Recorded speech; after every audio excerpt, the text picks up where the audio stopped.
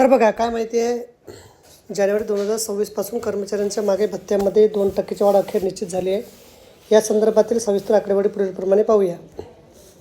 सरकारी कर्मचाऱ्यांचा मागे भत्ता वाढ ही ऑल इंडिया ग्राहक निर्देशांकाच्या आधारावर निश्चित केली जाते. यानुसार माहे जुलै ते डिसेंबरपर्यंतच्या निर्देशांकांच्या आधारावर माहे जानेवारी महिन्याची डी वाढ निश्चित केली आहे. यानुसार नुकतेच कामगार व रोजगार मंत्रालयामार्फत 30 जानेवारी 2026 रोजी माहे डिसेंबर 2026चे ऑल इंडिया ग्राहक निर्देशांक जाहीर करण्यात आले आहेत. यानुसार सरकारी कर्मचाऱ्यांना जानेवारी 2026मध्ये DA वाढ अखेर निश्चित झाली आहे.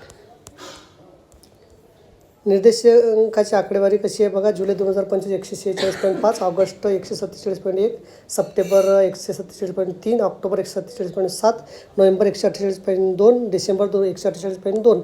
वरील आकडेवारीच्या आधारावर सरकारी कर्मचाऱ्यांना माहे जानेवारी 2026 पासून 2% वाढ निश्चित झालेली आहे. तर बघा, अशा प्रकारे अत्यंत महत्त्वाची माहिती आपल्याला समजली असेल. व्हिडिओ सुद्धा आवडला असेल लाईक करा, शेअर करायला विसरू नका. धन्यवाद.